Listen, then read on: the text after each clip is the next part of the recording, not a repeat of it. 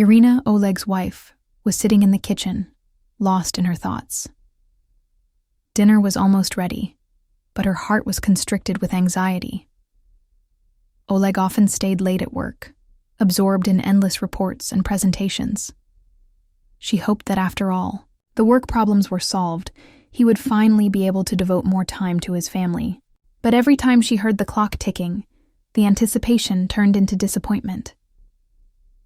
That evening, when the clock showed already a late hour, Irina remembered that she had forgotten the charger at her mother's. Deciding to pick it up, she had no idea that this visit would change her life forever. Opening the door, she found Oleg and her mother, Margarita, intimately close. Shock and horror overwhelmed her when reality burst before her like a bolt from the blue. With a heart full of anger and betrayal, Irina unleashed a torrent of accusations on Oleg.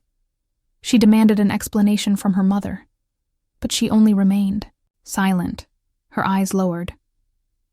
Oleg tried to justify himself, but Irina did not allow him to touch her, as if his touch was poison. Unable to stay in this house any longer, she left, leaving Oleg and his mother alone with their shame. The idea of leaving the city and starting a new life, free from pain, was already maturing in her head.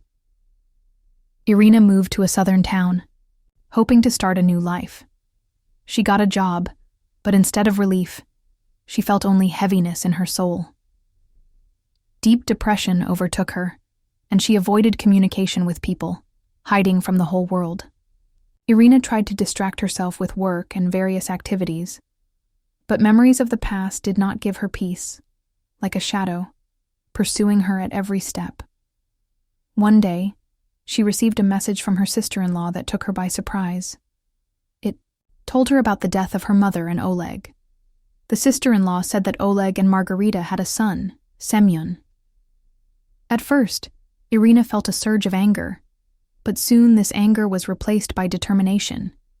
She decided to return to her hometown, to see the child she did not even know about. Having visited the park, Irina hoped to collect her thoughts. Here, among the greenery and memories, she unexpectedly met Oleg. He became her ex-husband, but at that time she could not help but notice how long he had been seeking her attention. Irina, however, seemed to pay no attention to him. At this moment, the interweaving of the past and the present again made her think about what to do next. Oleg returned on a snow-white horse, and Irina, seeing him, felt like she was giving in. Meetings with him again became regular, and soon their relationship grew into something more. They got married, and life seemed to be getting better. However, Irina still occasionally sank into memories, until the baby's crying pulled her out of these thoughts. In the park, she saw a man trying to calm the child. Coming closer, Irina recognized him. It was Kolya Ivanov, her childhood friend. The joy of meeting was unexpected, and they decided to sit on a bench and talk, remembering the good old times. Irina told Kolya about her life, how she moved and found a job. Kolya, in turn, shared that he was raising his daughter Katya alone. Their conversation was filled with nostalgia and understanding, and they exchanged numbers, promising not to get lost. With each passing minute, the conversation became more and more sincere, and Irina felt that new hope was appearing in her life. Irina met with the director of the children's home, Svetlana Gennadyevna.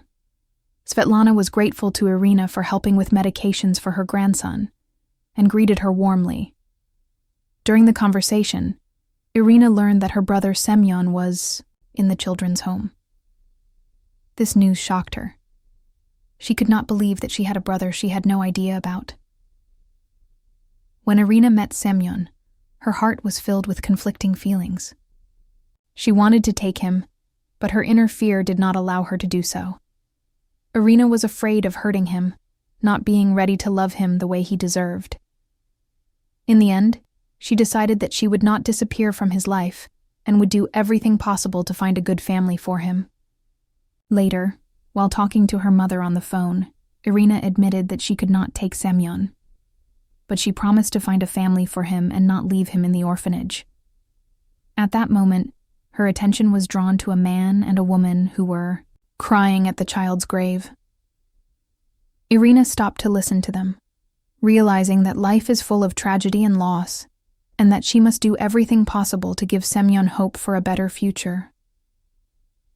The parents, standing at the grave, were forced to let their son go so that he could find peace. Irina, watching their suffering, felt pain and sorrow. Thoughts about the unfairness of life and how everything in this world is temporary flared up inside her. Every moment could be the last, and no one has a guarantee of tomorrow. Irina soon learned of the tragedy of a young couple who lost their first child. They came to the cemetery every day, mourning their son, and Irina felt that she should take a closer look at this family. Their grief echoed in her heart, reminding her of how fragile life is and how difficult it is to survive loss. Later, Irina met Nikolai, a childhood friend.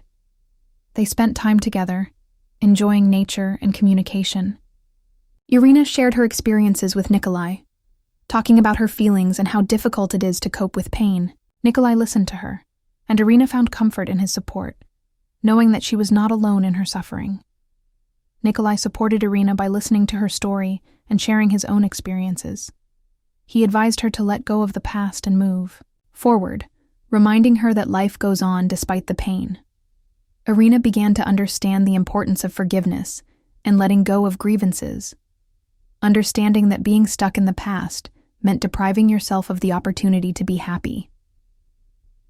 Irina continued to visit the young couple at the cemetery, trying to support them in their grief. One day, while sharing her experiences, she told them about a 3-month-old boy she was looking for to adopt. The couple, hearing about this, expressed a desire to become parents for Semyon. Their eyes filled with hope, and Irina felt that this could be the beginning of something new. A few days later, Irina met Maria and her husband, who had decided to take Semyon into their family. She helped them see the boy in the orphanage, and the joy they felt was indescribable. Maria and Semyon became a real family, and Irina, watching their happiness, felt that she had made the right choice. Her heart filled with warmth, and she realized that by helping others, she found her own happiness. Irina met Nikolai to share the good news. She had found new parents for Semyon. His eyes lit up with happiness, and they discussed how important it was for everyone to complete this process. At that moment, Nikolai, having gathered his courage, confessed his love for Irina. His words made her heart stop. At first, she refused to accept his feelings, afraid to open her heart again. But deep down, she understood that she was good with Nikolai, and this feeling became important to her. After much thought, Irina decided to stay with Nikolai. They began a new life together, full of hopes and dreams. Love and harmony reigned in their home, and soon they had a daughter. Irina tried to do everything to raise her in an atmosphere of warmth and care. Past pains and grievances were left behind, and Irina realized that by opening up to new feelings, she found her happiness. Together with Nikolai, they built a future full of joy and love, and every day became a new page in their shared history.